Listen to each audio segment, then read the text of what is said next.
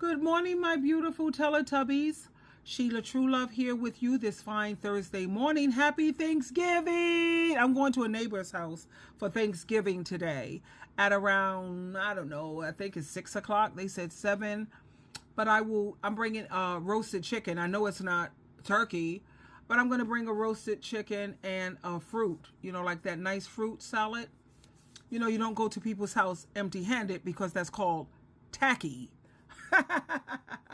Anyway, today is Thanksgiving, and I want you to have a great Thanksgiving. I usually spend it with my bestie, but I couldn't do that this year. But I'm wishing you all well. This morning, we're going to focus on Psalms chapter 139, verse 17, where it says, "Your thoughts are beyond my understanding. They cannot be measured." A confident person is a positive person. Confidence and negativity do not go together. They are like oil and water. They simply do not mix. I used to be a very positive person, Joyce Meyer says. A very negative. She says, I used to be a very negative person, but thank God, He showed me that being positive is much more fun and fruitful. When encouraged to think positively, people often say that is not living in reality. But it has been said that 90% of what we worry about never even happens. Why do people assume that being negative is more realistic than being positive? Thinking positive thoughts it's a simple matter of whether we want to look at things from God's perspective, or do we want to look at things from Satan the devil's perspective? Are you doing your own thinking? Choosing carefully to think thankful thoughts, positive thoughts? Or are you passively thinking whatever kind of thoughts fill your mind? Thinking negatively makes you miserable, and it does. Why be miserable when you can be happy? It's so true. And I know sometimes it feels impossible to think positively because, life, it throws a lot of curveballs at us that we didn't expect. And it's so easy to get caught up in that negativity. But here's the thing I find that works. Our mindset can really shape our reality and our moods. So when we choose to focus on the positive, we open ourselves up to new possibilities and new opportunities. Think about it this way. I'm asking you a question. I want to ask you this. When you wake up in the morning, what's the first thing that pops into your head? Is it, it's just another day? Or, what amazing things can I create today? Or, how can I be a blessing to someone else today? My main things that pop up is my children. That's pretty much it. But then sometimes if it's negative, I always say my prayer before my feet hit the floor. I'm just giving you my routine.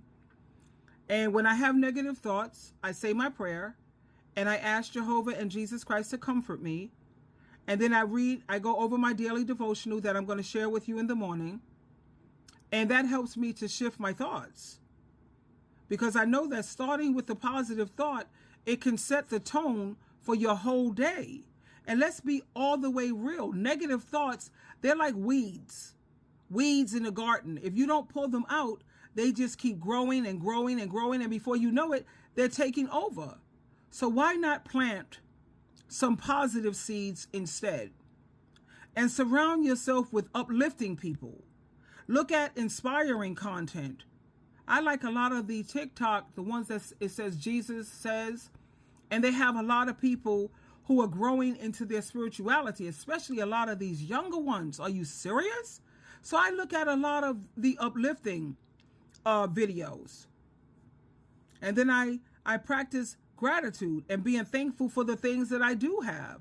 I have everything I need and I have a few luxuries. What's not to be grateful and thankful for? And I know it sounds simple, but these are little changes that can make a huge difference in your life. And I'm not telling you to ignore your feelings or pretend that everything is perfect. No, that's not what I'm saying. And it's okay to feel down sometimes. Because there's times when I feel down. When I think about the situation my family is in right now, that makes me feel down, but I don't stay down.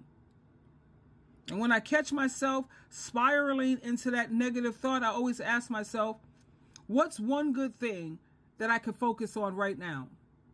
And I keep focusing on my relationship with Jehovah God and Jesus Christ and how grateful I am that I was pulled out of darkness and into the light, and now I'm a follower and a disciple of Jesus Christ. You know, you have to be a pretty special person for Jesus to select you to represent him. He chooses me to be an ambassador for Christ. Now, it don't get no better. Now, positivity is not about ignoring reality, but it's about shifting your perspective. And don't forget to surround yourself with positive people. And make sure if you want to build true relationships, you can't surround yourself around fake and phony people. Always look for people who's going to look out for your best interest. Your best interest. That means what's best for you. They're not going to tell you what you want to hear all the time. They're going to tell you what you need to hear sometimes. And to me, that's a positive friend. You surround yourself with positive people because their energy is contagious and it will lift you up on those tough days that you have. So there you have it, my beautiful diamonds. We're going to move on to the Proverbs for today, the 28th. We will be reading Proverbs chapter 28. Because what? You already know. We've said it enough. A Proverbs a day keeps stupidity away. Okay, here it says, the wicked are afraid of everything, but those who live right are as brave as lions. A lawless nation will have many bad leaders, but a smart leader will rule for a long time in a land where people obey the law. A leader who takes advantage of the poor is like a hard rain that destroys the crops. Those who refuse to obey the law promote evil. Those who obey the law oppose evil. The wicked don't understand justice, but those who love the Lord, they understand it completely. It is better to be poor and honest than rich and evil. A smart son obeys the laws, but a son who spends time with worthless people brings shame to his father. If you get rich by charging high interest rates, your wealth will go to someone who is kind to the poor. When people do not listen to God's teachings, he does not listen to their prayers. Those who plan to hurt good people will fall into their own trap, but good things will happen to those who are good. The rich always think they are wise, but a poor person who is wise can see the truth. When good people become leaders, everything is great. But when the wicked rise to power, everyone hides.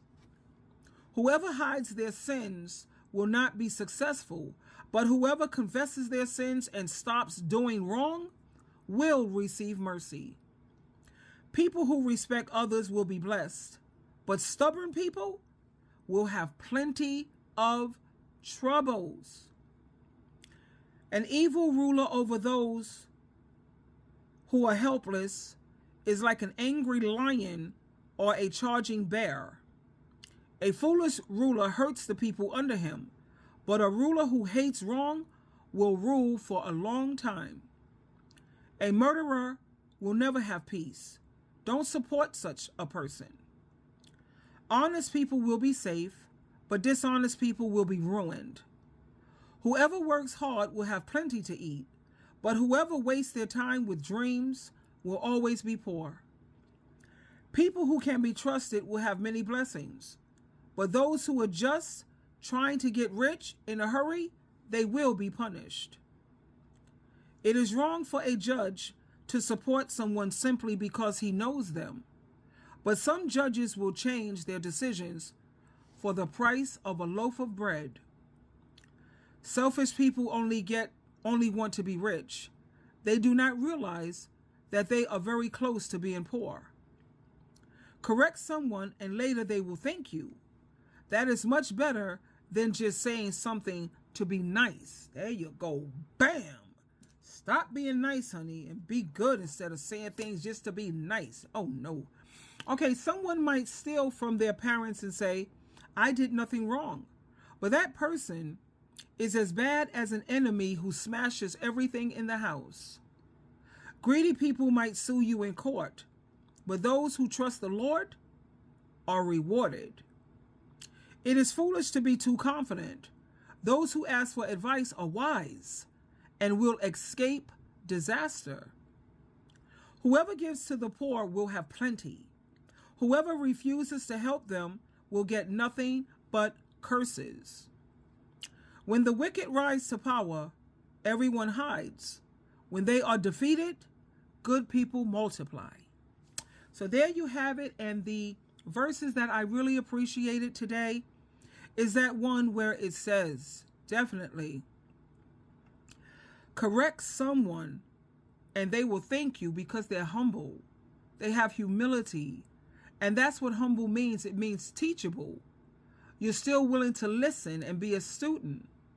That's why I call myself a disciple of Christ, because a disciple is always still learning. I don't just say I'm a Christian. I'm a disciple of Christ. So it says, correct someone and they will say thank you. That is much better than just saying something to be nice. How many people do you know that are fake, phony, with niceties? I think we all, maybe, hopefully, we can agree that we like good people in our life. We want people who are kind rather than nice. We want people who are genuine rather than fake and phony. And we definitely want people who are loving. So I really like that verse 23. And what else did I appreciate? Honest people will be safe, but in the people who are dishonest, they will be ruined. And I also appreciated verse 14, where it says people who respect others, they will be blessed. But stubborn people, they're going to have plenty of trouble in their life. That's verse 14. And who wants trouble? We don't need any more of that. We have so much with the new presidency coming up in January. Child, we're going to have more than our share of troubles. But you just have to stay prayed up. And don't forget, when you get up in the morning, I want you to manifest every morning. I'm going to enjoy today, and I'm going to keep my joy. And manifest that for each day that you rise, so that way you can shine. Now we're going to move on to our power thought.